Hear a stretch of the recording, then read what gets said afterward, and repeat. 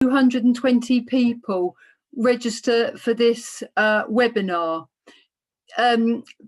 from civil society organisations, NGOs, academics, the public sector, the private sector, students. It just really shows how incredibly important this topic of water insecurity and women's health is.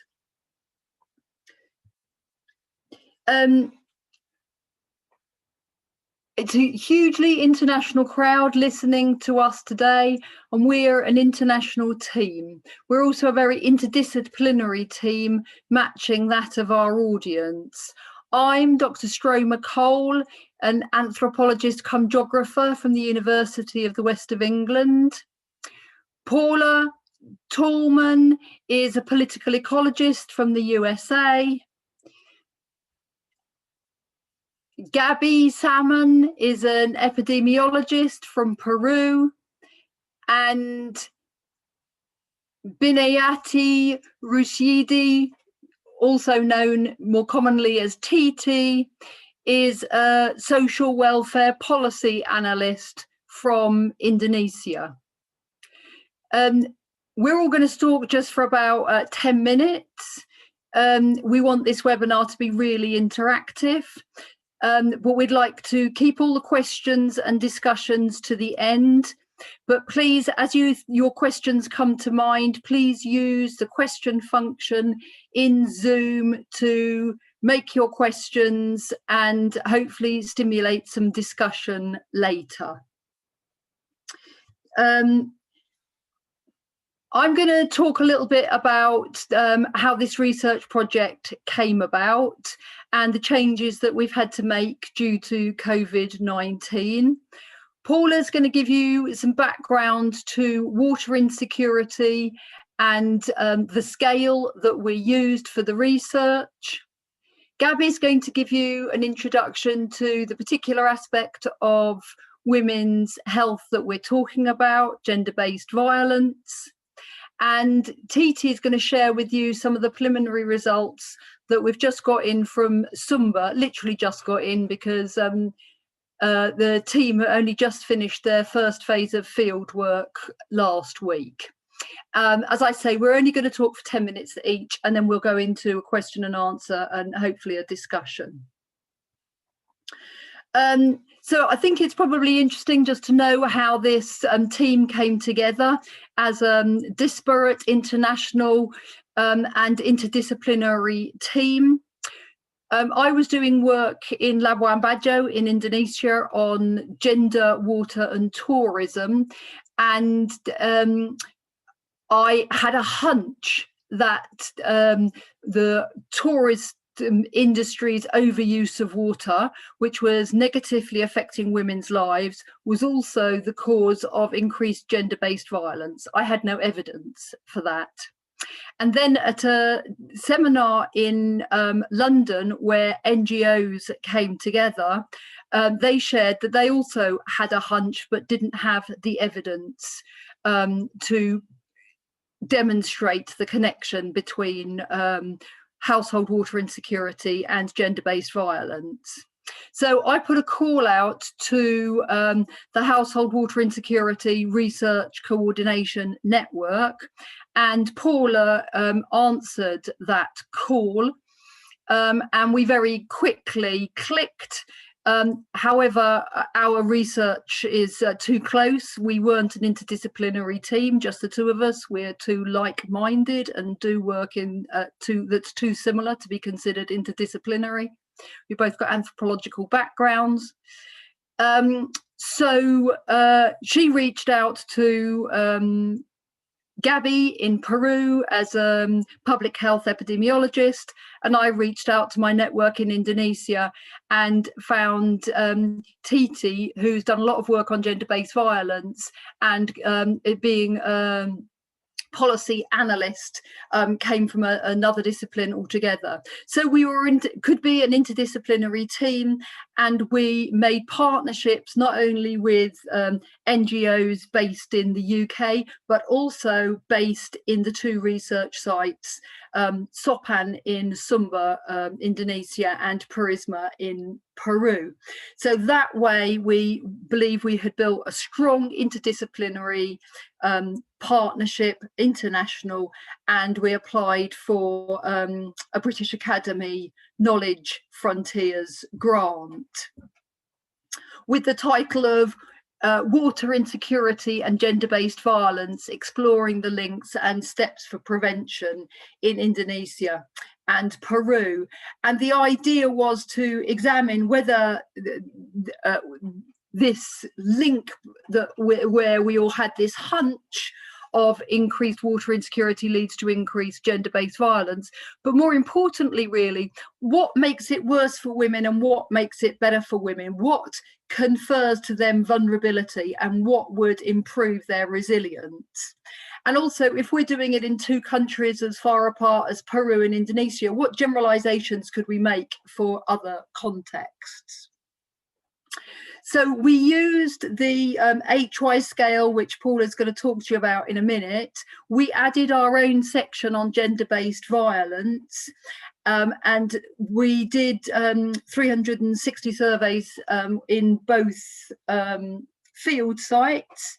And these were coupled together with qualitative research, very cross-sectorial, everything that's got a touch base with women's health and with water. So it's development, it's infrastructure, it's water supply, it's health, it's a whole variety, social services, legal, a whole religion, a whole gambit of key form and indicators right across all sectors to really get a good picture about what's going on.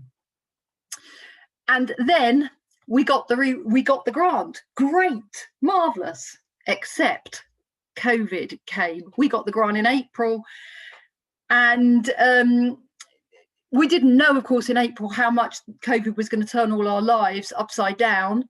We started off just by delaying the start to field work, and then it became very clear that actually this year there was going to be no international flying, and there was no way that someone can fly from Britain or the US to Sumba or to Peru. And so we had to go back to the drawing board. First of all, we had to change the budgets. We'd had to take money out of flights and put them into other things. But then we had to build a team. And, you know, we knew what the research was we wanted to do. We knew the ethics behind it and the ideas. But we had to develop teams of completely new people we didn't know, and then we had to train them in our ways of doing things and in the importance of ethics and in our research methodologies. So all our training had to be online. And our dream international team developed a dream Sumba team who amazingly have managed to pull this research off in a time of COVID. And Titi will talk to you more about the challenges of that. But of course it included distancing, swabbing, masks, etc., etc. But yes, we could succeed in doing the research phase 1 in Sumba amid a pandemic. And I'm going to pass over now to Paula to talk through about water insecurity. Thank you very much, Stroma, and welcome to everyone from across the globe. I'm sure many of you are here because you're interested in the issue of water insecurity. So I want to just provide a bit of background on what water insecurity is and why we think it is associated with women's health. So when we turn to a definition of water insecurity, it's not just about a scarcity or a lack of water, but being insecure with water also can extend to having enough water, but not having the quality where it needs to be in terms of it being dirty or potentially contaminated. So really, water insecurity is very much a multidimensional concept.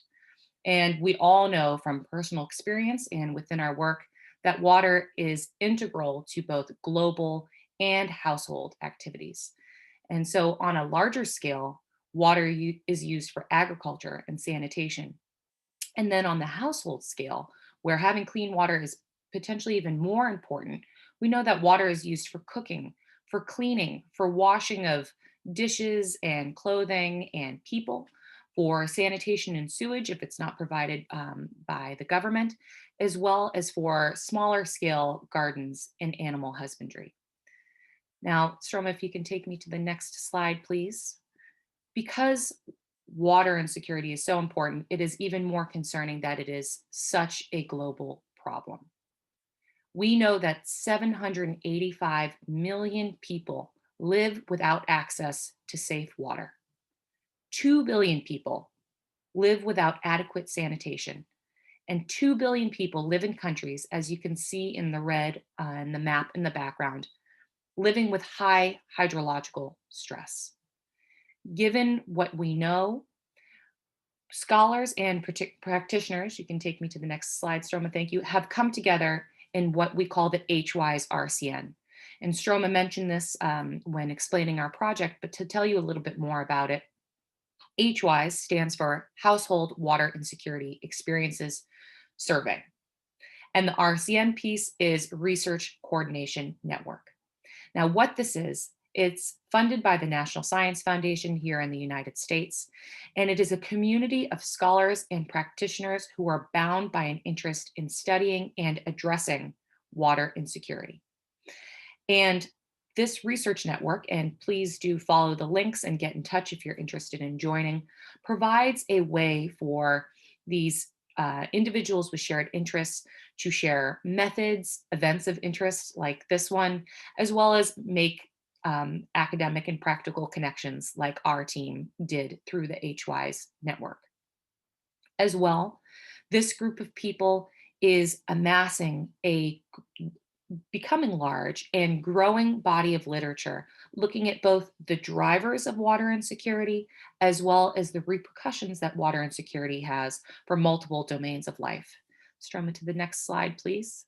Thank you. And so, as mentioned, we know that water insecurity affects life in so many ways, particularly for women who don't have enough water or who constantly have to deal with dirty water. You can see on the left-hand side of this figure, their psychosocial health is impacted. More worry, feelings of shame, it can create anger and interpersonal conflict, as well as fear of violence in many, many different ways, which we'll be discussing. And people can lose sleep over it. And when we think to the next generation of children, many times women have to leave their children unattended in order to procure water.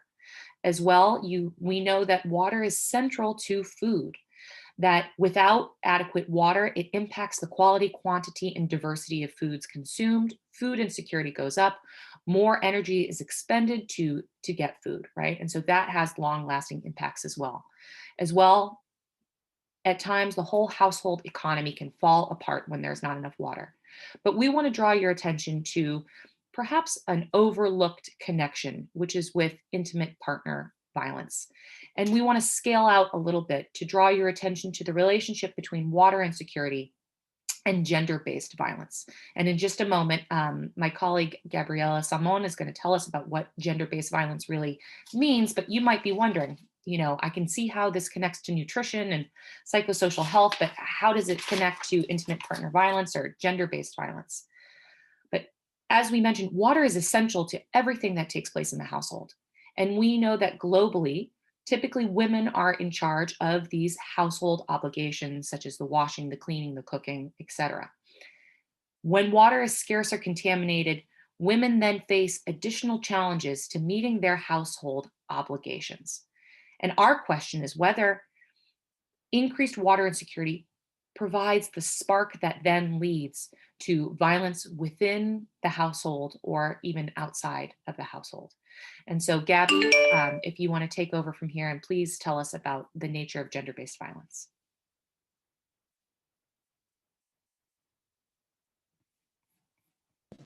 Okay, thank you. Good morning, good afternoon, and good evening. I'm going to walk you through a little bit on gender-based violence and the definitions that we're using here, and how we're looking at it in our project.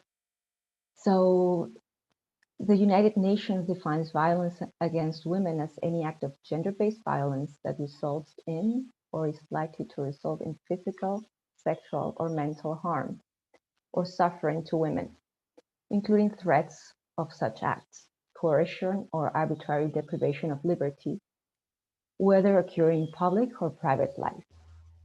And if we look at the numbers of gender-based violence and violence against women, we actually need to realize that it's not a small problem that only happens in small pockets of society, but it is actually a global public health problem that requires urgent action.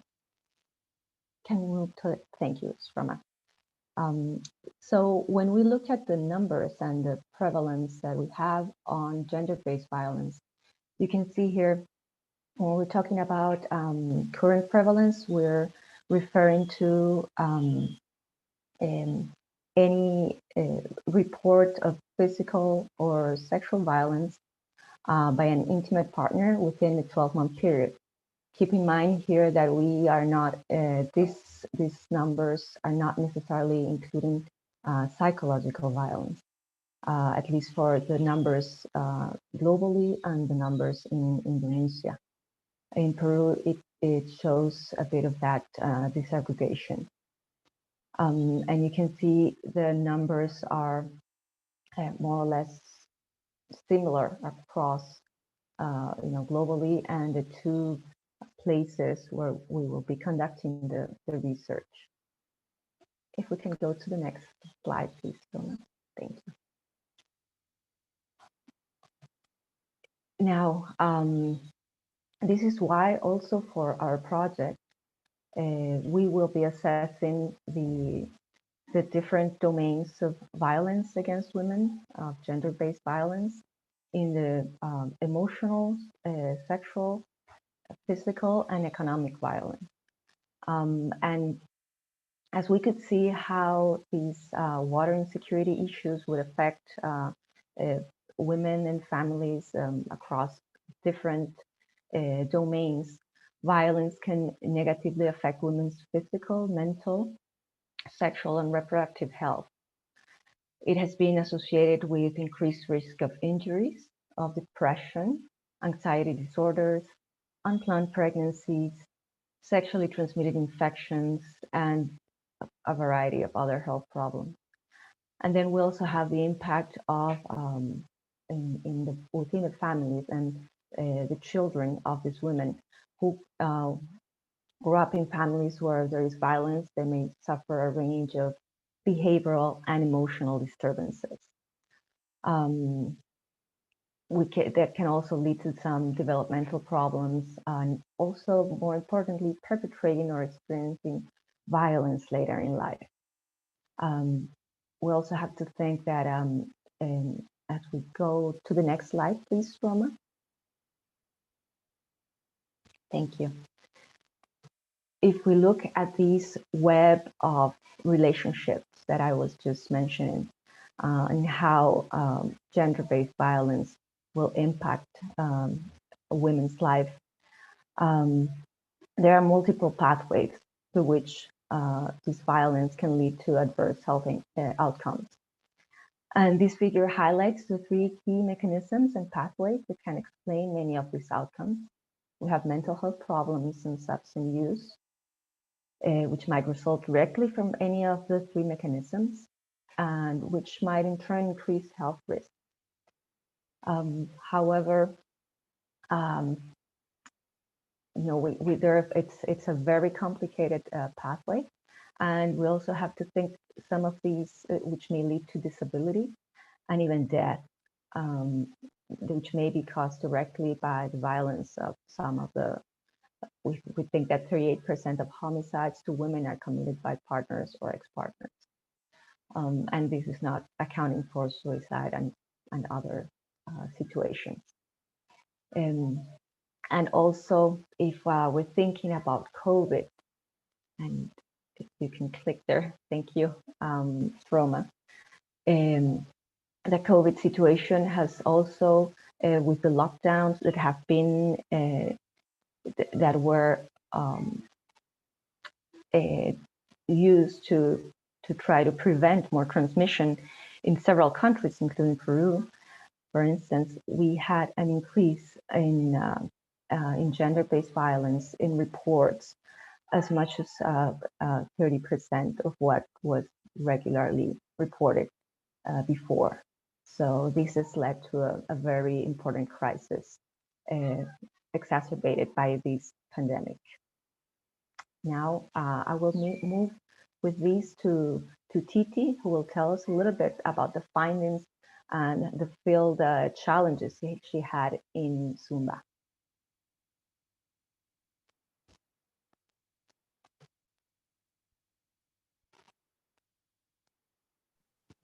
Titi, I think you're muted. Thank you, Gabby.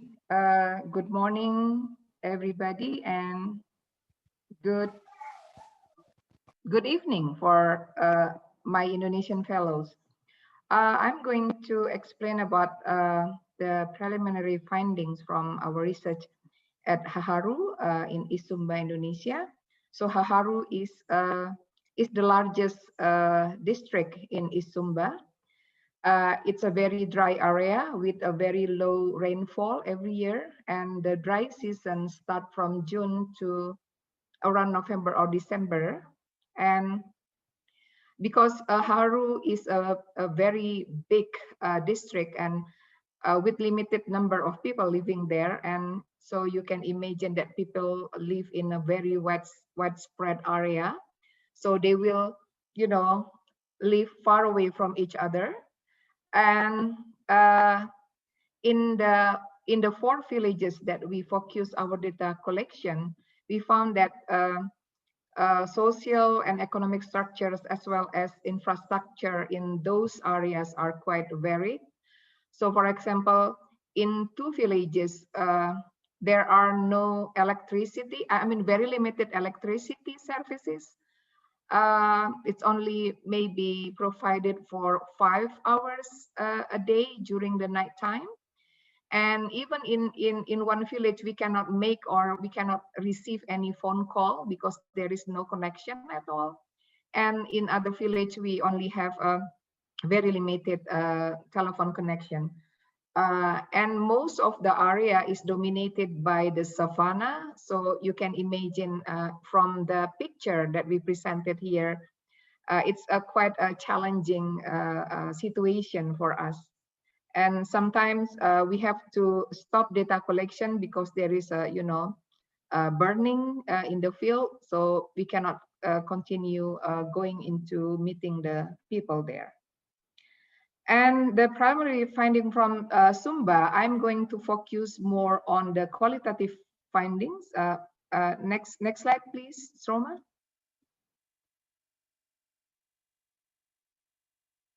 I'll focus more on the finding based on the qualitative interviews.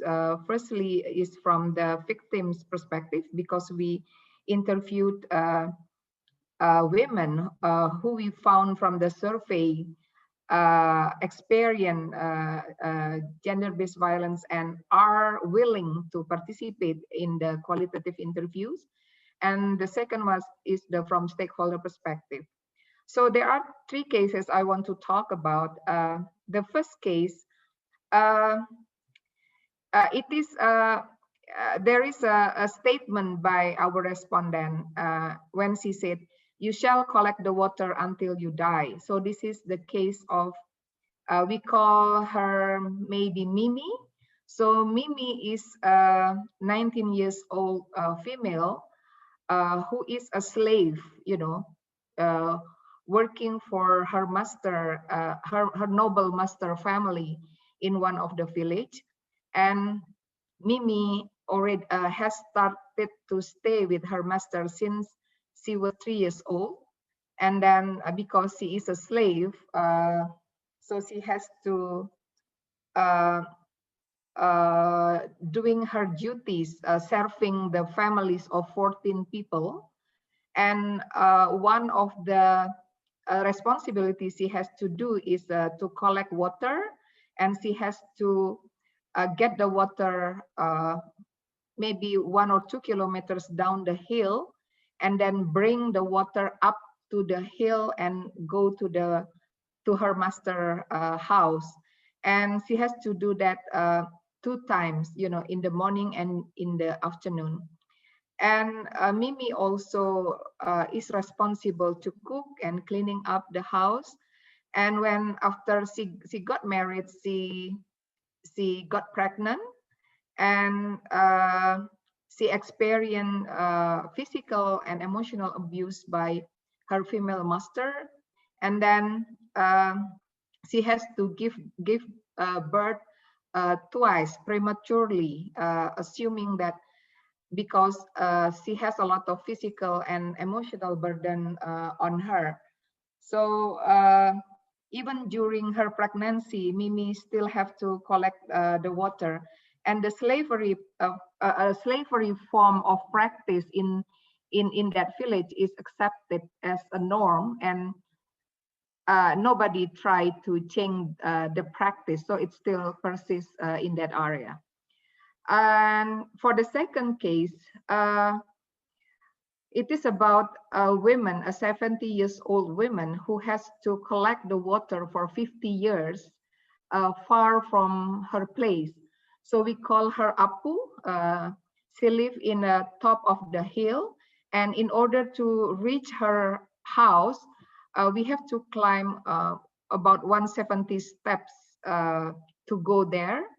And Apu got married when she was 19 years old. And for more than 30 years, she has to collect the water like 10 kilometers away, back and forward from her house, because it's difficult to get water nearby. And in 2003, the government started a program to build like a water storage tank. So it brings water closer to the place where Apu lives. So, but it's still, it's still hard for 70 or 70 years old women to bring the water up to the hill. And Apu will will collect the water 5 times a day, and every time she bring the water, it had 15 liters. And what we found in the place where Apu live, there are some male adults, and because water collection is the domain of women, so nobody helps Apu. And what we found from the field, like a male adult just chat and talk among us, and just let Apu do the the water collection by herself. So it's a kind of a situation where I think the inequality or injustice exists, because how can you let a woman for 50 years doing very hard work to collect the water to support her life. And the third case told us the story about a 40-year-old lady. Maybe we can call her Meski. They live in a water insecure area with one husband and 2 boys. And Meski is responsible to collect the water for her family, helping her husband, in their farm, and also taking care of the house. And Meski often got beaten, like kicked or slapped by her husband when their crops fail, especially because the lack of water, and it creates stress, and then her husband will beat her. And also because Meski is sometimes too tired to get the water and doing other things. And sometimes the lack of water will disturb her routine to prepare for the food, and it will create tension. And she sometimes got, slapped because her husband view her fail in, preparing the food for the family. And when we ask about who helped Meski in collecting the water. And she said, it's the responsibility of women. And even though she has like 2 boys, they're not supposed to help her. So the burden, you know, for different dimensions are the responsibility of Meski.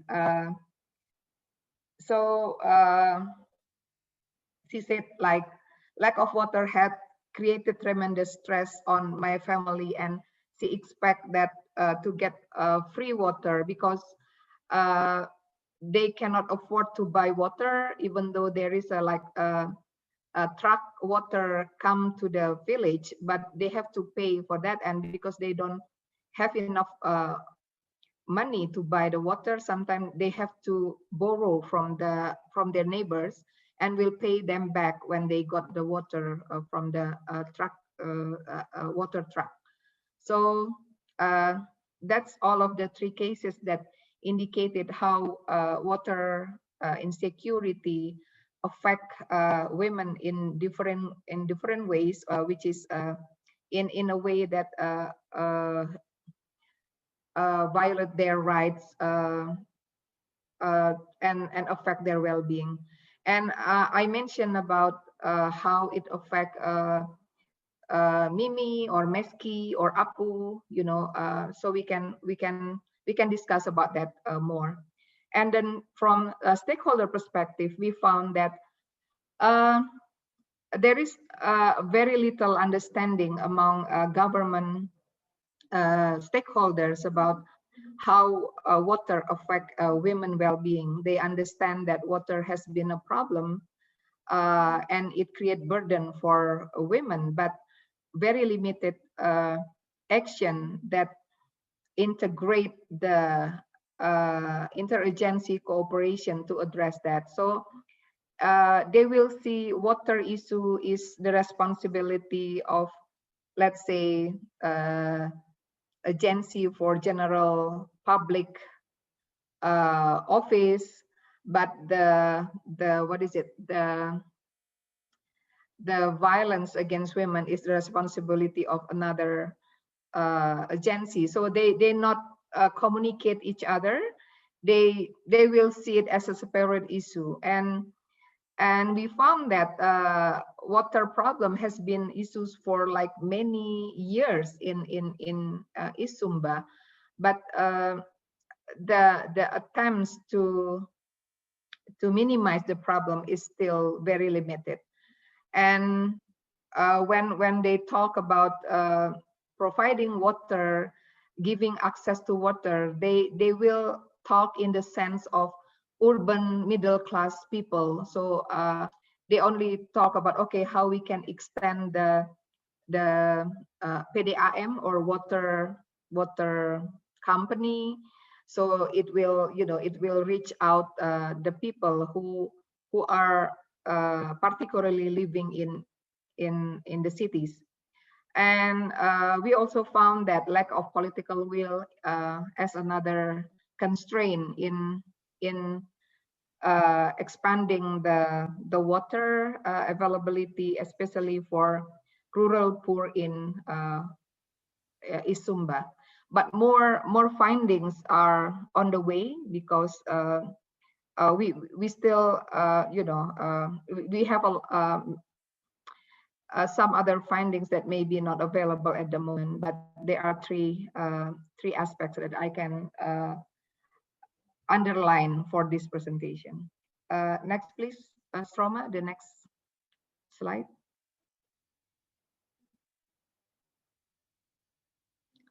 Stroma, could you move to the next slide, please? It's on the It's next. there already. Okay, yep, thank you. And the challenges in the field. So COVID brings a new challenge for the team.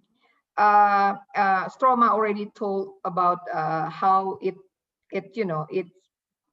affect, it pushed us to modify some technical aspect in data collection. So when we came to the field, for example, in one village, even though we already applied the COVID protocol prevention. Some member of the community still fear that because we come from outside the community and we will bring the COVID virus, because when we came to one village, the community experienced the examination of COVID-19 because one of the people who came to that area was infected by positive COVID. So it's a kind of a challenge for us to make sure that we are, we come in a safe condition, that we will maintain the safety of the people, and we have to talk with the head of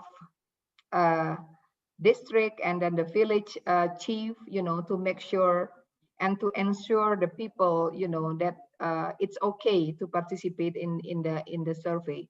So it's a kind of challenge, but I think in some sense it also gives us a good impression that people are care, about this virus, so they don't want to get infected. So they have a precaution about whoever come, as outsiders to the community. And the field situation is another challenge.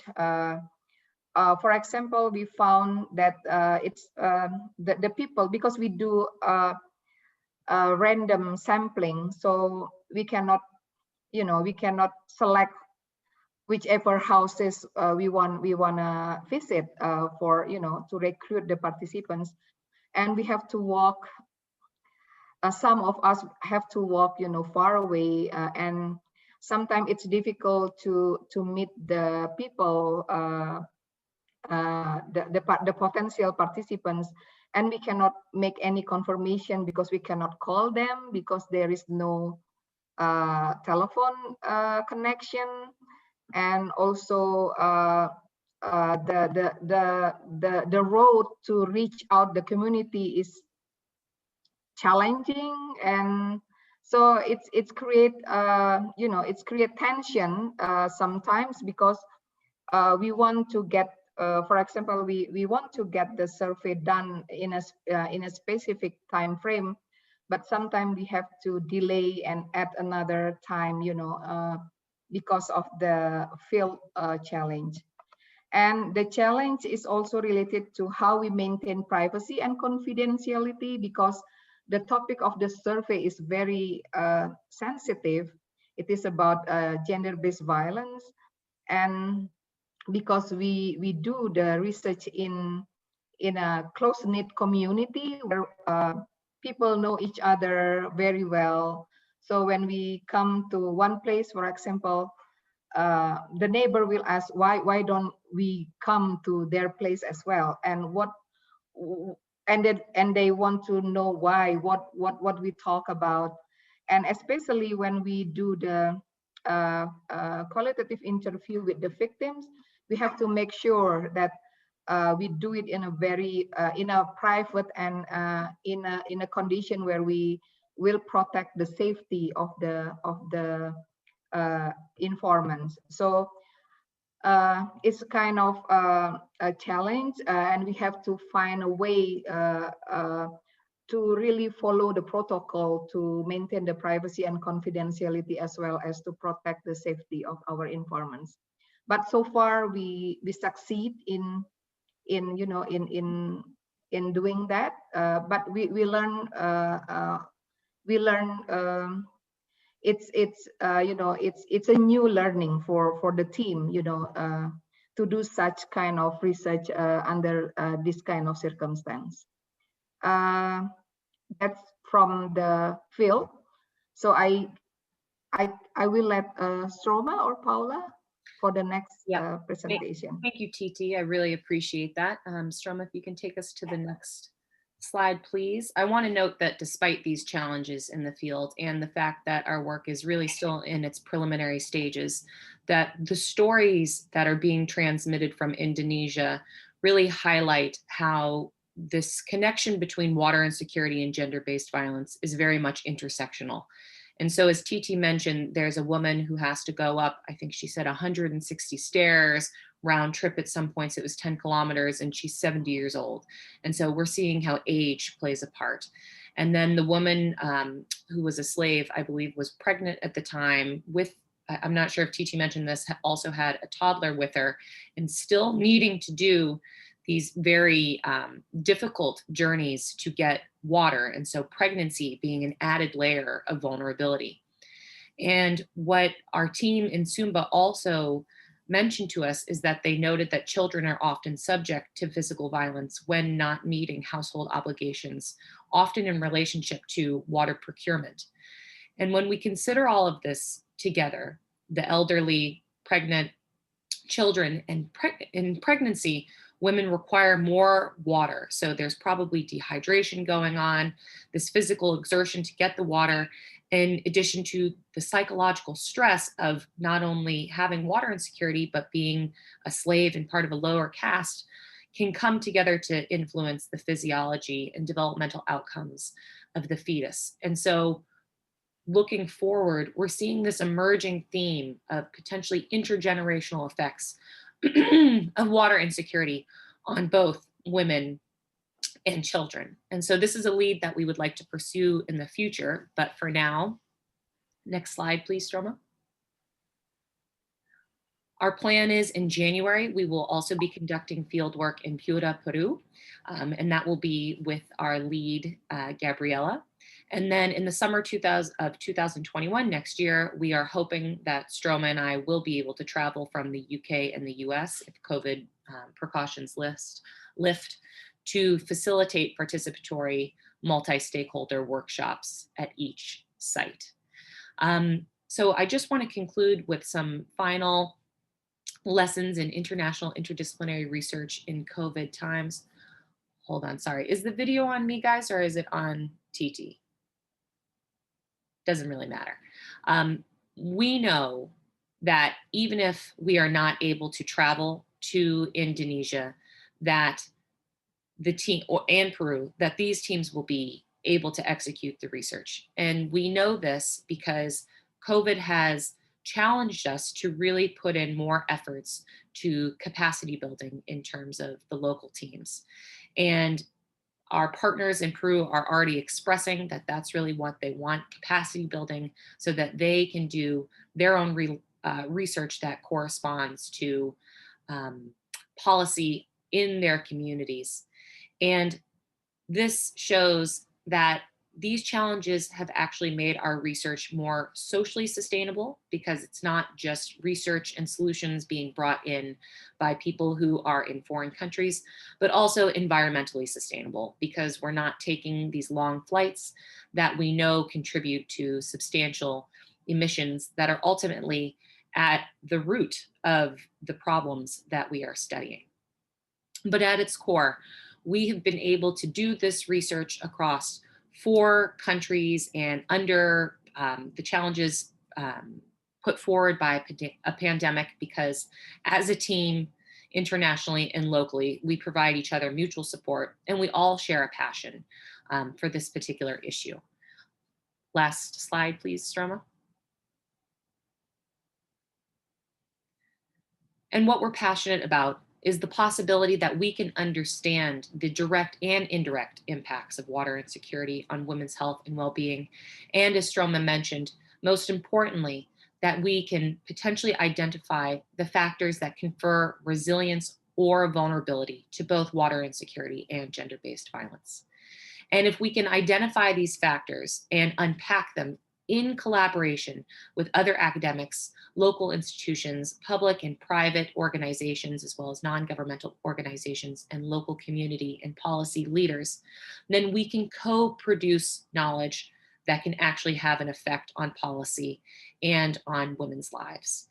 And this is really what we see as being the most important aspect of our research. So we're hoping to connect with you and hear about your work and how we can connect with you and how you can connect with our research as well. And so we'll be finally moving into the questions and answers. And we thank you for all of your participation. And Peru team, if you could pull up, please, the entire panel of research. Stroma, can you stop sharing, please, the presentation?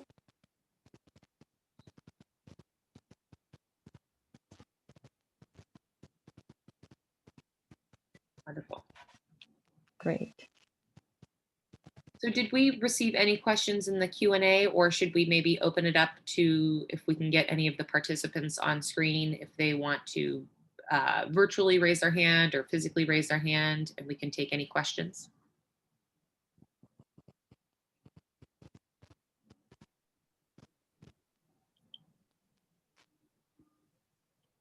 So the question, Paula, the question can be in English or Bahasa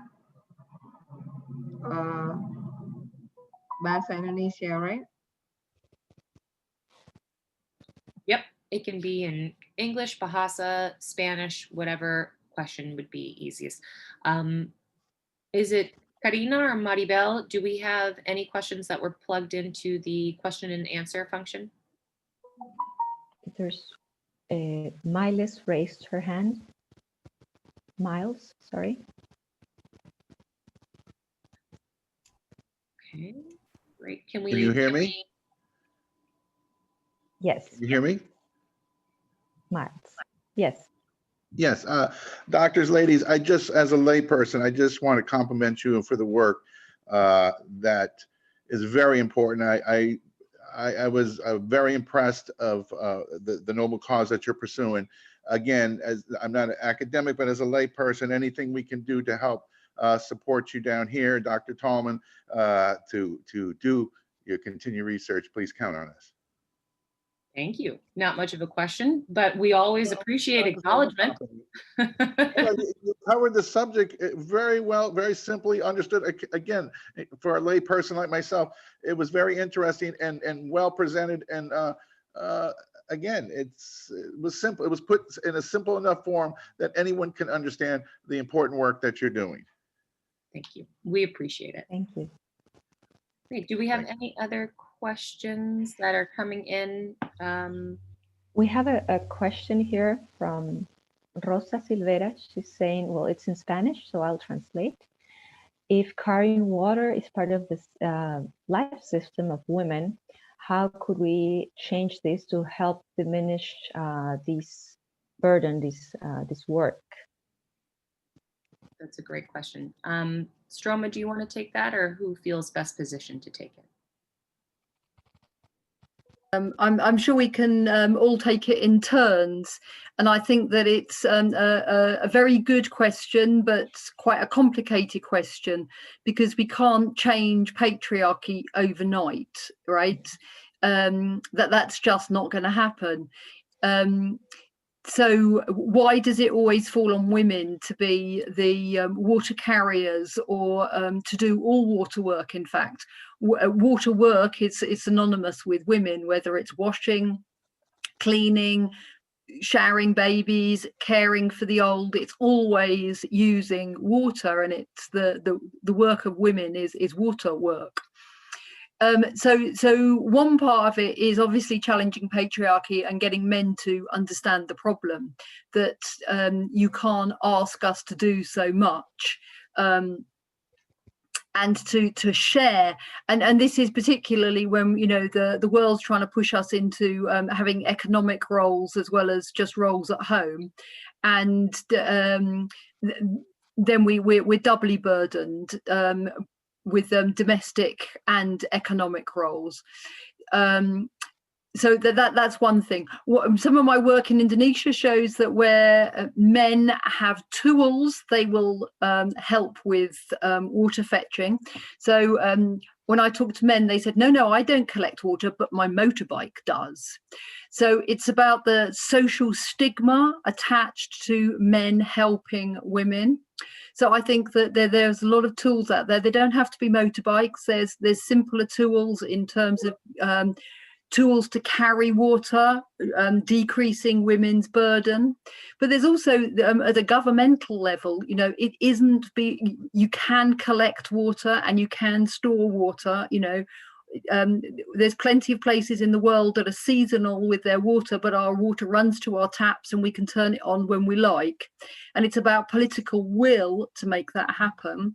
And it's about integrating systems so that people understand the different ways that this impacts on people's lives, and therefore the different ways that we can come together to find solutions. I hope that partially answers your question. If anybody else has got anything to add, please do.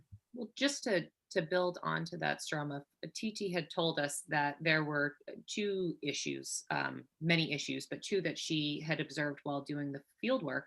And one was that many of the people who are in positions of power do not see the experience of women in these rural areas. And so when we talk about water infrastructure, it's really, there is no water infrastructure in these very rural areas. And is it possible to have water infrastructure? Yes, it is, right? Because as TT had pointed out, highways are built, mega churches with, that are beautifully adorned are built, but the priority is not on water when there is evidence that it should be. And that leads to the second part of why should it be? TT mentioned that there is a very large focus on child growth outcomes within the communities, and that shapes the distributions of funds. And so in the future, if there's research that shows that water insecurity on a household scale is going downstream to actually influence child growth outcomes, then you're shifting the lens to an outcome that matters for funding distribution. And so that can lead to bigger access. So if we can challenge the patriarchy and create cultural changes that support women in not being so overburdened by having to collect water for everything and all things, especially in water insecure cases, that's a huge piece of it. And then the other piece is, if you can't change the culture, can we change the access of women? And that requires policy level change and infrastructure.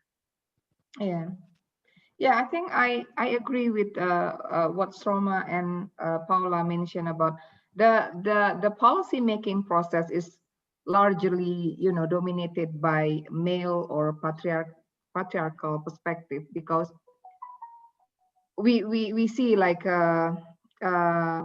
very few understanding about how to make policy making become more, like inclusive, to include women perspective. Maybe they only the policymakers do not really aware or recognize that maybe they think like water, it's not their business, it's someone else. So the sensitivity to really care about this issue is quite low. So why for many decades the issue of water insecurity is still unsolved, while you can build other infrastructure, like good roads, accessible other accessible infrastructure, but not water, which is very essential for the life of the people. So it's the matter of priority and who decide which priority should be, so I agree that changing the decision-making process and also the culture of, of policy making is one of the key issues, which I think important.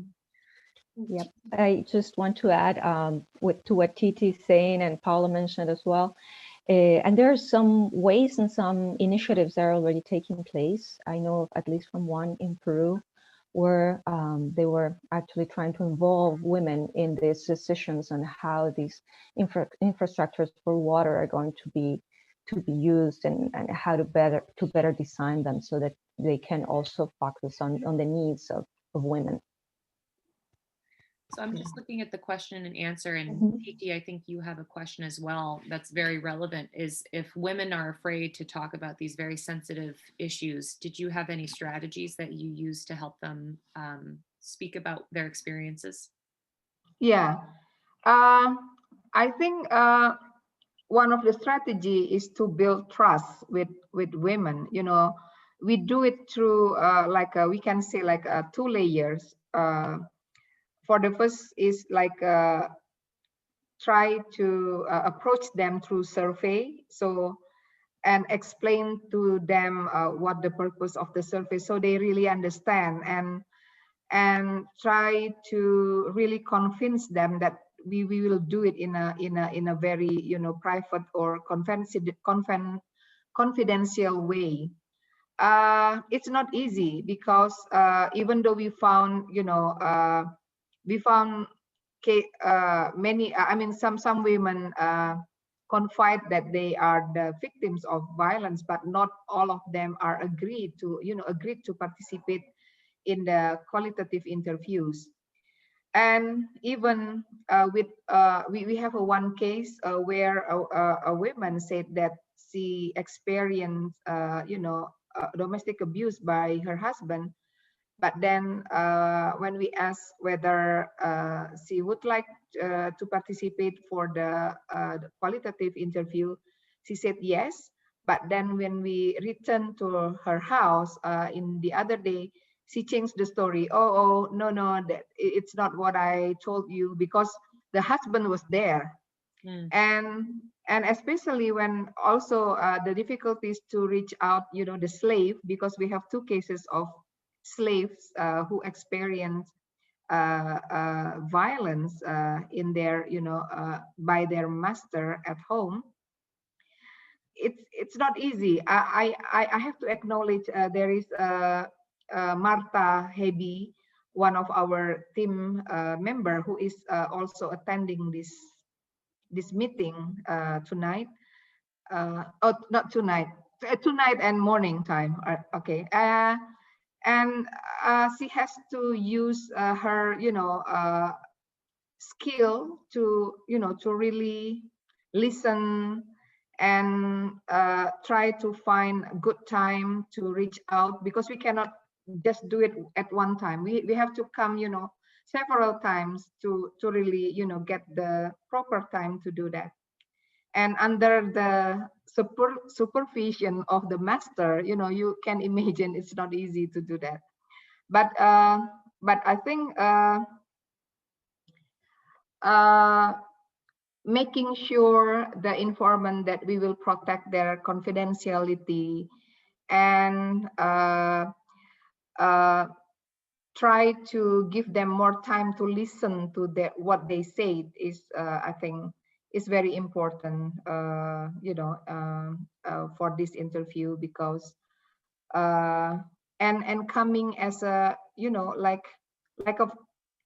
we will try to blend in. You don't come as but coming as as people who want to learn from someone. I think being humble to acknowledge their experience and the importance of their stories are part of the strategies that I think the interviewers have done so far. So that's what I can share. And I think whether they're afraid, yes, for some they are afraid, but I think we are quite, we work quite well in ensuring that they are protected. And because 2 weeks after we do the interview, we come back to their house, and then we'll doing the monitoring and ask whether there is any impact coming from our interview that may put them into danger. But so far, I think none of the rest our informants said that the participating in the research caused them problem. So I think that's of the strategy. So that's what I can say. And I think there is another question about Titi, I think there's another question from that same person, Elizabeth. Yeah, is that correct? About the quantitative aspect of it? Yeah. So just briefly, because there's quite a few other questions coming in now. The survey consisted of background questions. The HWISE survey, which is the internationally recognized survey used internationally, on household water insecurity, and then our own section which we created on gender-based violence, which we're yet to analyse the results from, of course.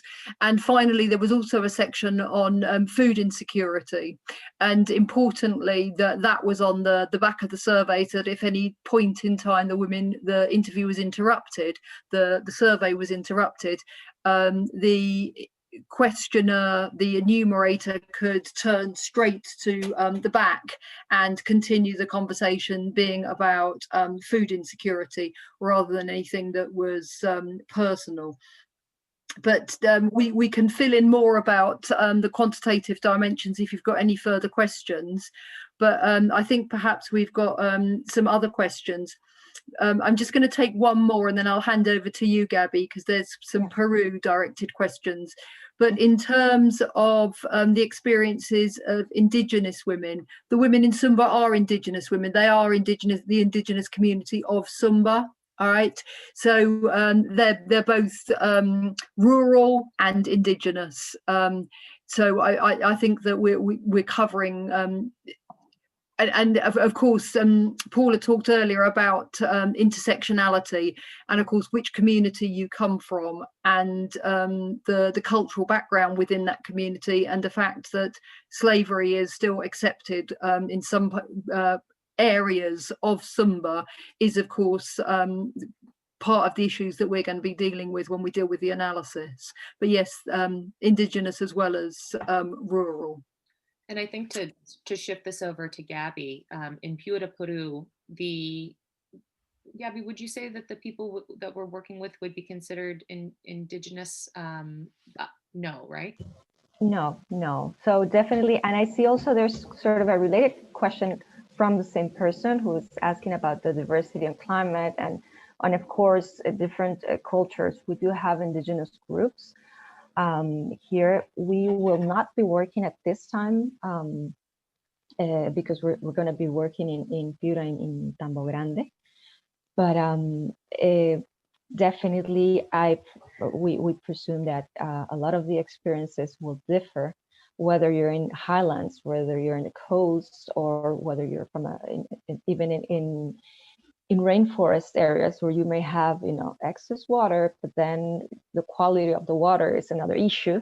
And then you also have Indigenous communities that may have a different experience with it.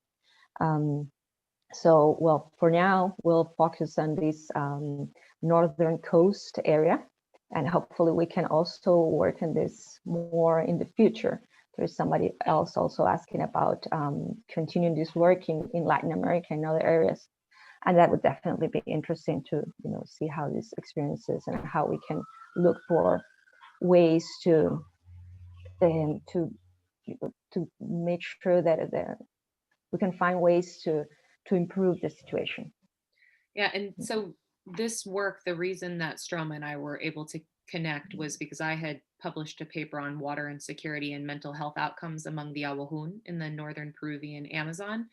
And so exactly what Gabby was saying, there's an abundance of water. It's one of the wettest places on earth, but that water is contaminated by runoff from mining and oil industries, and often dirty because of seasonal flooding that could be exacerbated by climate change. And so Gabby and I were connected through some other work with colleagues who work on the coasts and in the Andes. And so I really think that we would be very interested in pursuing additional linkages and research opportunities that look across the ecosystems within Peru, from the coast to the Andes to the Amazon, to see the different manifestations of water insecurity and whether it bears differential relationships with women's health. So I think that that's for those people. And that was I believe Jessica, who posed these really great questions. And we also want to say that we should post all of our contact information. We've now created a Facebook page called Women in Water, and we really want to keep these connections going. And we would love to have follow-up emails and contacts made for people who would like to pursue these additional opportunities. But that's not to close it. Were there other questions, Stroma, Gabby, or Titi, that you are seeing in the question and answer that we can address? There's a question here about how to involve women in water policies, which I think is a very critical question. And women are organised wherever they are around the world. Women's rights organisations understand women's issues, and it's a matter of making linkages between the very frequently male bureaucrats in towns that aren't listening to the needs and voices of rural women. And it's a matter of getting them together and being able to share their experiences. So for me, it's working with women's rights organisations first and foremost, and then getting those women's rights organisations to be talking to those decision makers, those policy people, as I say, usually urban people who don't understand the rural realities. And that is precisely what we have planned as part of this research. That is phase 2, is putting them all in a room together. And I like to say, lock the door and take the key away until they decide how they're going to solve the issues. Of course, it won't be quite that simple, but certainly we're going to work and help them work through understanding each other's perspectives and hopefully come up with some concrete ideas of how to solve the problems, not only for the women in Sumba and Piura and Peru, but also more generally speaking, if we can come up with some ideas of how this information can be spread more broadly, that's what we intend to do. Well, Juliana, who is my colleague from the Field Museum, had a question about whether there are existing initiatives taking place in Indonesia right now. And Titi, I think you maybe could expand on what you told us, that there was one project, but it's got a pretty big flaw. Yeah, I think there are several programs in Indonesia trying to improve the water access, especially in rural areas. One of them is called PAMSIMAS. So it is a program funded through the Ministry of Public Work. So it's kind of grant provided by the Ministry of Public Work and Housing and Housing, and it is provided for I forgot the number of selected villages from each regency in Indonesia. But in order to get funded by that program, the place or a village shall have a water source. So it is a kind of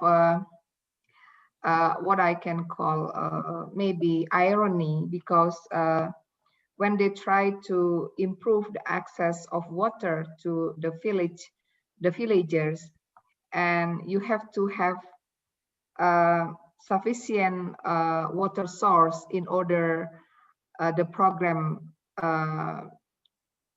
to be applied or to get funded. But the problem, many villages really, by the nature do not have enough water sources. So I think it's a kind of a program that do not consider the realities of water insecurity in other areas. How can you say you have to have enough water source while by nature you don't have it? So what the solution is then? So if you can provide the program for the villages with enough water source, what about the others who don't? There is not yet there is no optional policy for the villages or the places where the water sources are very difficult to find. And in one of our interview with the chief of village of water insecure area, and when we talk about that program, and I asked why didn't you apply for that program? And he said, we cannot get that program because we don't have water source. And I said, what is the solution? And he said, let's pray God create a river in our village. So which is, I mean, like, it's very ironic for me to know about that. So I think back to the question, yes, there are, initiative happening in Indonesia, but still do not really realize the variety of situation of challenges faced by water insecure areas in Indonesia. And I think that relates to, I'm going to mispronounce, Jaka asked, this is a big question to all presenters that I think you all see, that what are the appropriate policy recommendations in response to women's problems affected by the water crisis in order to establish a sustainable, clean, and healthy lifestyle? It's a big question. And I mean, I can just start it off saying at this point, again, we're very early on in the research. And so we're doing this qualitative and quantitative data collection phase in Indonesia, then in Peru, and then we'll be going to both field sites, hopefully to conduct multi-stakeholder participatory workshops where we discuss the findings and where we aim to identify exactly what are these policy recommendations. So Stroma, Gabby, Titi, I'm not sure if we have concrete answers on that yet, but that the research is aiming to address that. Yes, I agree with that. But I think my feeling is, from talking to local organizations already here, to organize how we're going to do this, I think the answer will probably come with and through them, because working with them, because they are the ones who know better how to the ways in how these policies can be implemented if we haven't yet figured out what exactly could work in each place. Yeah, I think there's this question of what is a sustainable and clean and healthy lifestyle that's really going to vary depending on the history of a place and cultural differences, environmental differences, etc. So that's going to be a locally based assessment. And as Gabby points out, we want to be thinking about policy level interventions at multiple scales. And so what can we do at the community level? What can we do within the broader region? And hopefully we would like to make connections on the national scale. And we are working with Oxfam on the international scale. So thinking at from a multi-scalar perspective. Stroma, was there anything you wanted to add to that? No, the context specific thing I would underline, and I would also underline that there's lots of people out there that are working on water locally, regionally, nationally, and internationally, and it's a matter of learning from one another and then looking at the specific context and what is suitable to that specific context, and sharing. I mean, we know that there's ideas from Peru already that we want to take to Indonesia. There's data about the childhood stunting from research in Peru that we can show to the provincial level, who are so who've got that target in Sumba as a route into. So it's a matter of sharing internationally, it's a matter of sharing between civil society organizations and academics, and it's then developing something which is context specific that's going to work for each locality. And Stroma, I think what you were just saying connects to Ahmad's question. And this is specifically in Indonesia with Titi's point that there seems to be a lack of political will. And the question centers on, in terms of district, city, national levels, who really is in charge of rules and implementation associated with, I believe the question would be about water rather than gender-based violence. Ahmed, if you want to type into the question and answer to clarify if it is not talking about water. I think your comment, and then TV has some stories about was it the regency? Yeah, I mean, I've published on this topic in relation to tourism and water, and how the national level laws are changed at the provincial level and reinterpreted or changed again at the regency level.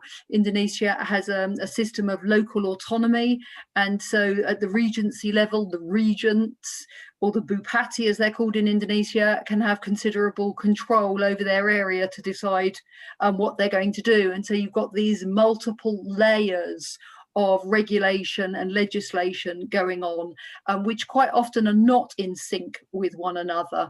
And I've written about that in relation to water on Bali, and how the national, provincial and regional level legislation is contradictory to one another, indeed. And I think that through our research, we want to really determine what these different policies are on these different levels and identify where there are gaps, where there are inconsistencies, and how we can bring together multiple stakeholders to acknowledge those inconsistencies and potentially fix them. And then Gabby, this question is coming from Ingrid, and it's specifically in regard to Peru. And Ingrid, I assume, is a female engineer who would like to work in the field of water resources in Peru or other developing countries. And she's kind of asking, I think in Peru and other developing countries, so Indonesia would be within that purview, how can engineers be contributing to this issue? I see lots of ways.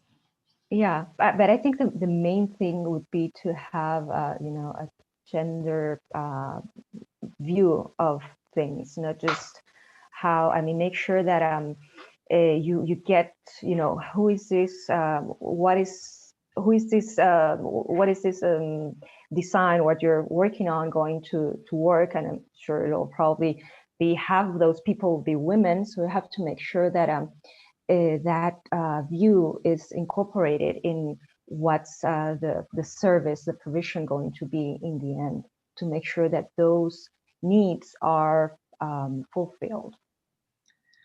And I think it speaks to what Titi was saying with that particular organization that works to get water access, but there has to be a water source, right? And this is a little bit of an overstatement, but I always say if we can get to the moon, right, we can do a lot of things. So even if there's not necessarily an easy or available water source, if there is the willpower, if there is the funding, right, if there's the money and the enthusiasm and the specialization coming from people who are engineers. I wish we had an engineer on our team, because I don't think any of us are really particularly, well, Gabby, you're sort of biomedical engineering, right? I work with a lot of biomedical engineers, but that's not part of my not quite, none of our specialties, but I think I'll try to involve.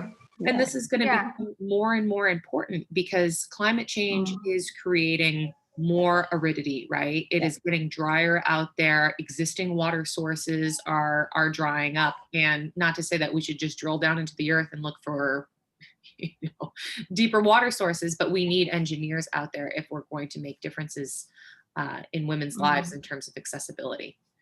Paula, if I can add, the question related to that technology is still viewed as one of the challenge by, from government point of view, because they say like the living arrangement of people in many villages of East Sumba, they live in the hill, because they used to have their livelihood as like working with the animals, like farming, something like that. But the water is really down the hill, and they found it's difficult to to pump up the water, because it will need like technology and money.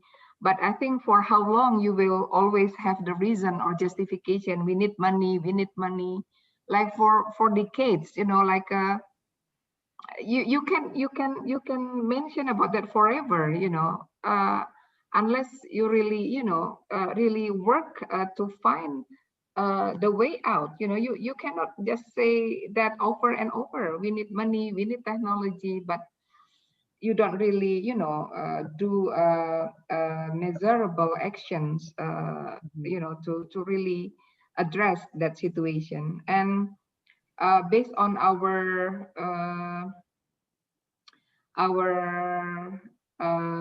discussion and interviews with the government stakeholders, I think now they like bringing water closer to people is not done in a sustained way. So it can change, like this year, okay, we will focus on, creating infrastructure to bring water closer to people, but maybe the other year you don't care about that. So it's not a continuous or sustained effort to really bring water to people. So the priority change. And one of the challenges the government faced during COVID is the national government cut off, a big portion of, funding. So it creates another, difficulties for the government offices responsible to, to build the water infrastructure, because they don't have money. But I mean, like, in many years back, you mentioned about not you don't have enough money now during COVID. You say, okay, we don't have money. So money is always the problem, but I don't think that's always true. I mean, like. But Titi, I think what you're saying also relates to one of the big conclusions that came out of the work, doing work under COVID circumstances, is about capacity building. Because if there's not this continuity, right, there's not always continuity within the governments. Yeah, even before COVID, they can change the priority. Water, improving water access is not always the top priority. They can change. They will stop in this year. Maybe it will continue next year, or like that what we the information we can get from the government perspective. Yeah, I think it. So I think there is a need to institution or structure to really push, continually, remind, okay, you have to do this, you have to keep going, Right. And that highlights the need for capacity building, right? Yes. Again, when you have these external actors, it really is the people who are within the locations, like our Sumba team, who can make a difference over many years when they are familiar with the issues and have the training to be able to do this research, not just in one project, but going forward. And we have another question, Titi, for you. From Karina.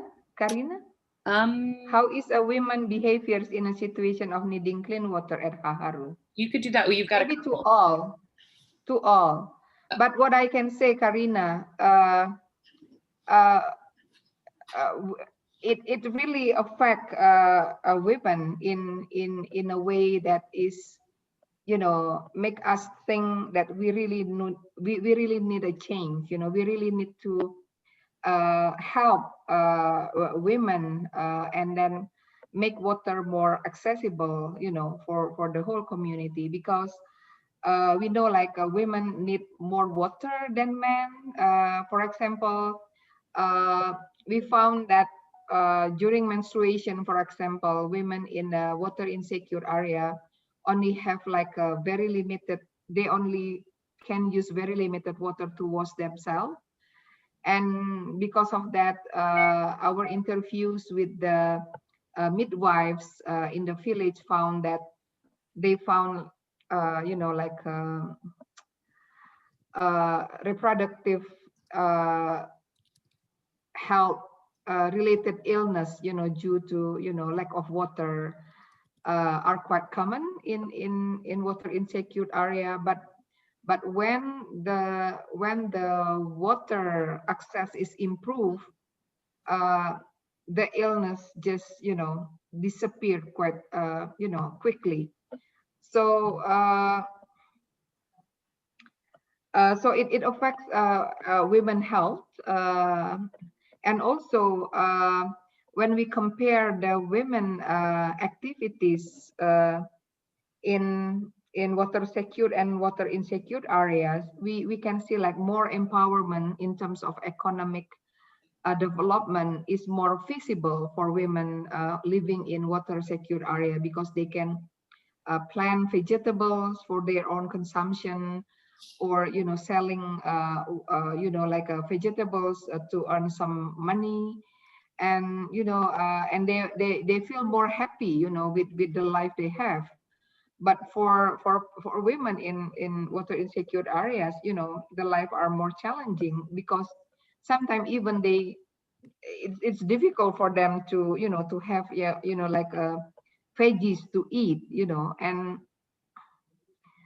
and yeah, it really affects how water access affect women situation in at Haharu. Maybe another explanation from Stroma or Paula or Gaby? Oh, I think you did that pretty perfectly, Gabby or Stroma. Did you have anything you wanted to add? Great. I think that a related question, and I know Titi, we had spoken about this in one of our group updates, was whether you had spoken to the Regent of East Sumba or someone from the Women Empowerment and Child Protection Local Agency. Yes. Good. Bless you. Excuse me. Yeah, I don't know. Titi, can you expand on that? They're curious about their specific responses about women and water issues in East Sumba. Well, when I spoke with the person from Women Empowerment and Child Protection, I think it's very far away. I mean, they don't have any clue about how to link gender-based violence and water issues. So they, like, and we cannot expect more, because the sources provided by government for those agency for the agency to work on protecting women is very limited. So it's not a, I think women protection is not given it's not a priority.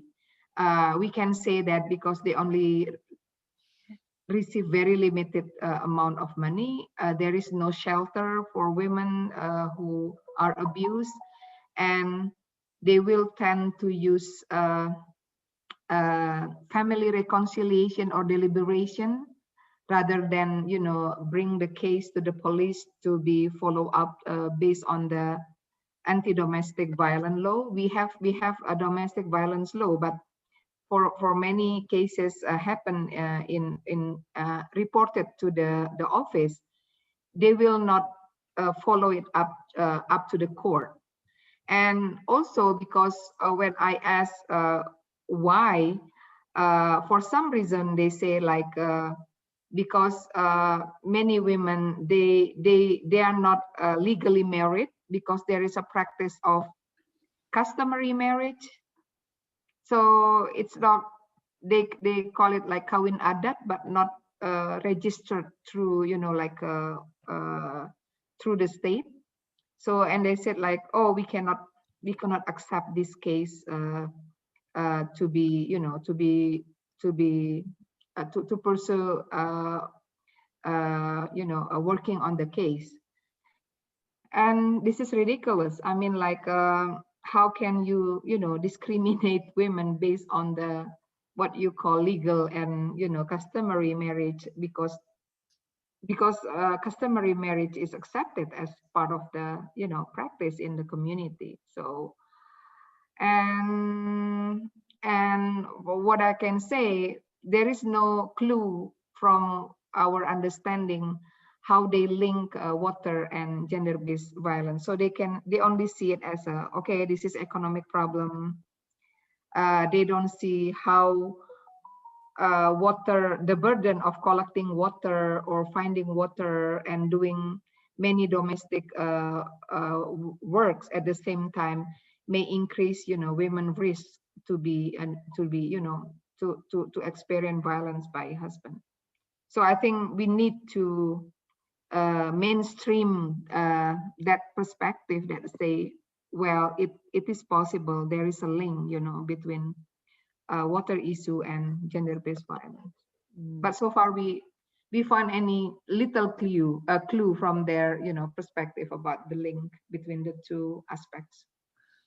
And I think this is a good segue to Gabby coming from Jessica in terms of our communications with stakeholders in Peru.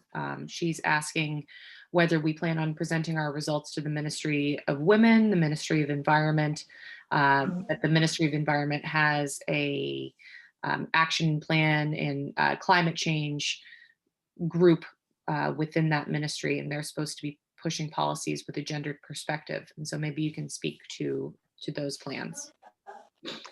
Yes, I think, well, from what we talked a bit and how we've designed this project, we're start working with the local policymakers, and in fact, we're already in contact also with people who have been working at the regional level, and we definitely will take these findings to the Plan de Acción for Gender and Climate Change. It's part of the policy papers that we're going to work on. So we definitely want these findings to give it to them, to show it to them, and see how it can also be taken to other regions in the country. And I think, Stroma, could you maybe speak to the international relationships that we have and who we're sharing our results with? Yes, certainly. So we're working with Oxfam already on the development of the questions and reviewing of the survey tools, and they're very interested in our results.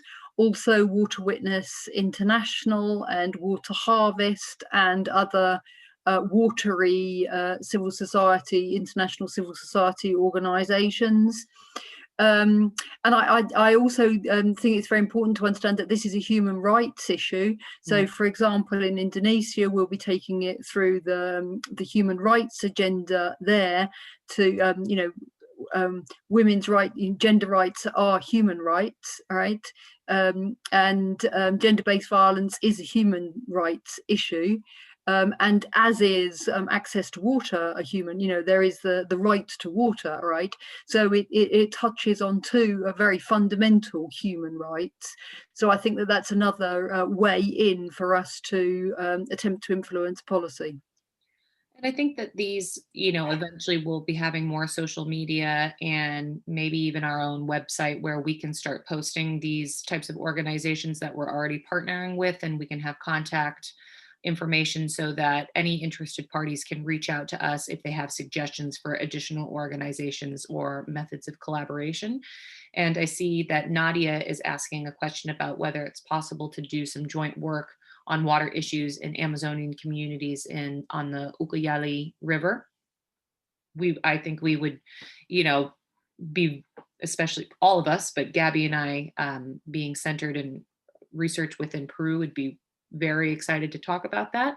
And maybe we can send a follow-up email to all registrants just with our emails if people want to have separate conversations about different paths that we can go forward with.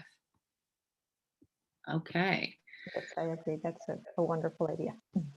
Did we miss any questions, panelists? I think there was a question, but it's from Vera Duque, but it's she says, how do we, approach this issue in which women have these roles that are, set with these water issues. And she also mentions the pandemic. So I think, well, like Stroma said, it's not something that we're going to change overnight. But she mentions the pandemic, which has shown how it has, made visible how, the issue of water. and all these complications and the roles of women, as caretakers. So, silver lining of this, health crisis that we have right now is that it has given us a chance to see all of this, and so it's a good opportunity to, work on that and make sure that we can maybe have a bit more change that we would normally have, if things were, follow the same path. So we should definitely take this opportunity to move it a bit forward.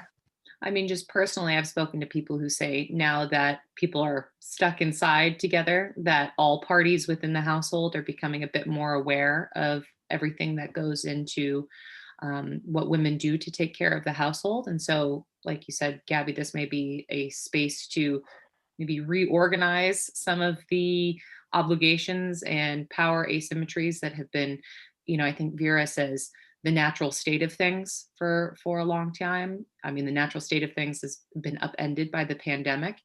And I just want to highlight that again, the silver lining and the whole point of this webinar was, how did the pandemic change the way we did our research? And again, it highlights that there are more environmentally and socially sustainable ways of conducting research that we don't think about until we're forced to think about it, or forced to actually do it. And we have been forced to do it. So we've been able to do these phenomenal collaborations across countries and time zones and cultures and languages through remote communication. And actually, and again, this is a big thank you to Titi and our Sumba team, particularly, because none of it would have happened without them. So we owe a great deal of gratitude to the people within country who have taken on this responsibility and gone out there when there are additional health concerns. And so, all of our gratitude needs to go to them on that. So I think if there are no more questions, team, was there anything else that we wanted to end with or address? Oh, we do have more questions. We do. We won't go anywhere, guys. Don't worry. So we have a question coming in from Paula. Lovely name, Paula from Peru. A friend of mine who also does research on water insecurity in Amazonian communities. She does fabulous work. And her question is about child domestic activities, how to balance cultural activities and health risks in carrying water. It's a very nuanced question. Gabby, do you want to take it, or would you like me to think through that? I think it's a trick. I mean, it's a like you said, a nuanced question, because it has a lot of issues there. We've seen also some pictures of children going with their mother to pick up water, and they're little children, and you're talking about wells, and it can be it's just a direct risk there. And of course, there are other issues that come to mind, and they have been mentioned also, how young women may be at risk when and girls may be at risk when they go out and they're at risk of sexual violence when they go out to fetch water. So I think there are several issues that we need to think, and that's why I think it's so important to go back to the question of I can't remember your name now, that you were asking about the role of engineers in this, and you have to think about these issues when you're thinking about procuring water to some areas. You have to think about how this will impact these vulnerable people, this vulnerable part of the population. Okay. Paula, do you want to? No, I think that is a great answer. And again, acknowledging that customs and culture don't just change, right? You can come in and say things and it doesn't just change, and nor should it. But I think one potential way of looking at this is, if you have, as my mother-in-law likes to say, more hands makes for lighter work, right? And so, and as Titi had given us the story about the 70-year-old woman who everybody's just sitting around chatting, and then this woman is going up and down, going long distances by herself. I mean, what are the ways that people can become more aware of how they can contribute to these activities? And if you, of course, we don't want little kids carrying lots of heavy water, right? But if little kids can do this as an activity together, and it's not just girls, it's boys and girls, etc. But once again, they're very, very deep, gendered, and life staged constraints around these household burdens, and how that changes is a very difficult question to address. So we have another question from KS Mariatun. Sorry again for mispronouncing anything. What real steps should social workers take in dealing with women victims in the issue of water insecurity and gender-based violence? Wow, that's for me. That's for Titi. Yes. I'm a trained social worker. Okay. Well, I think what we found from the field, like there is a very limited services or resources available to help women who are the victims of abuse. And I think for the most of cases we found from the survey or from or through the qualitative interviews, I think very, very limited number of them really seek help, or if they seek help, usually they use the informal services like neighbors or, like relatives, something like that, but not the formal services. And this is because the formal services are not known. People don't know, if the services exist and how to utilize the services. And even when we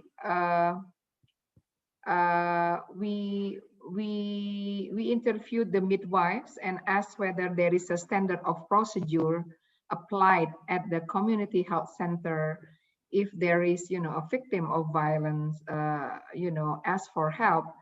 They said, okay, there is a standard operating procedure that we will do the visum, doing, the physical check. But so far, the health center is not known by the community as one of the resources that can be used. So, and even at the Regency level, at East Sumba level, they only have the the Office of Women Protection, Women Empowerment, Child Protection, but they don't have shelter. And when I ask how, if the women need help, how do you know that they really need help, to be protected? And they say, okay, they will call us. But can you imagine that if people don't have cell phone, and how can they reach the services? And also there is no shelter to do, to really help women, to give them the temporary stays. And what social work can do, of course, a lot, but it's a big challenge. It's a big challenge because for social worker to really work, they really need a kind of organization, where they can provide the service. But in East Sumba, those kind of service is very limited. It's extremely limited. But maybe it's time then to really, build up a service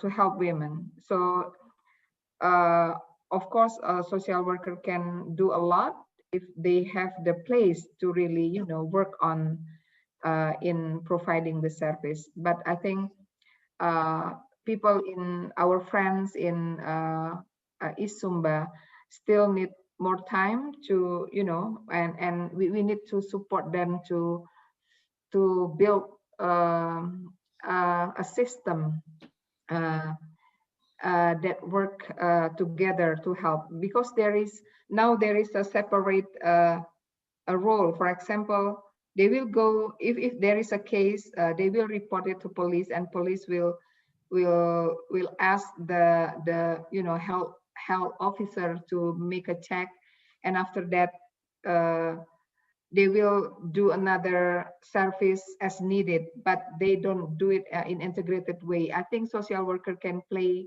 a role as a case manager to really link and integrate all of the needed services, but we don't have the kind of arrangement at the moment in Sumba, unfortunately.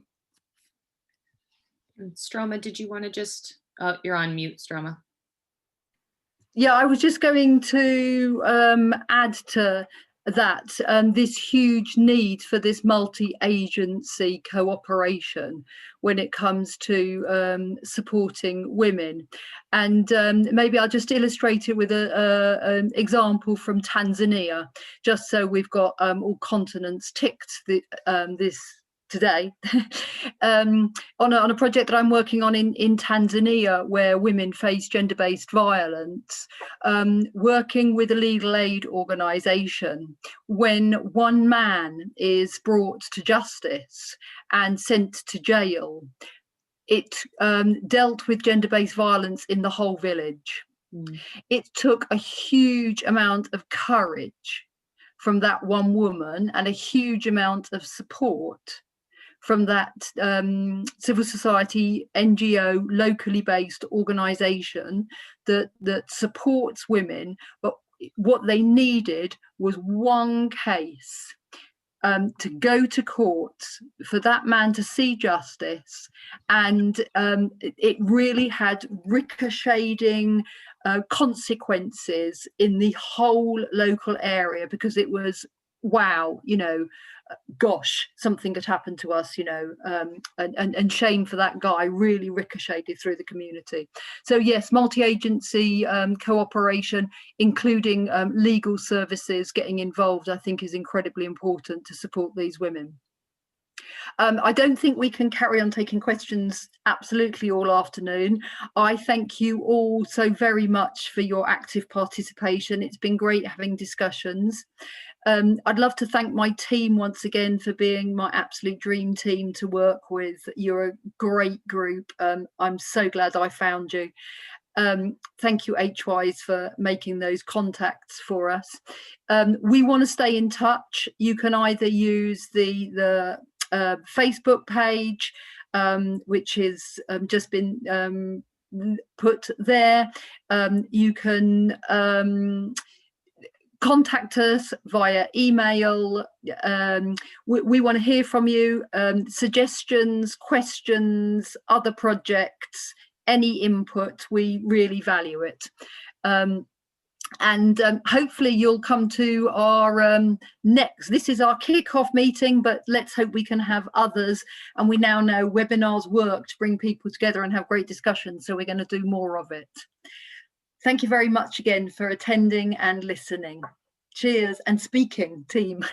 Thank you. Yeah, I would like to say thank you to, especially to my students, my magister and doctoral students, who I can see from their names, patiently, participating in this webinar and also ask questions.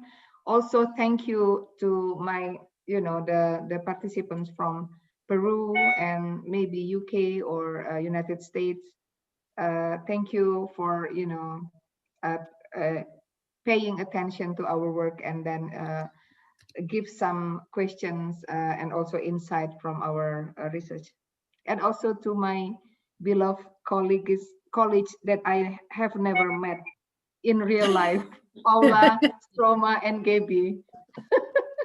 Wonderful. And I just want to mention at the end, I'm popping up on my computer our request to join our Facebook Women in Water page, and please keep sending those, and we would be delighted.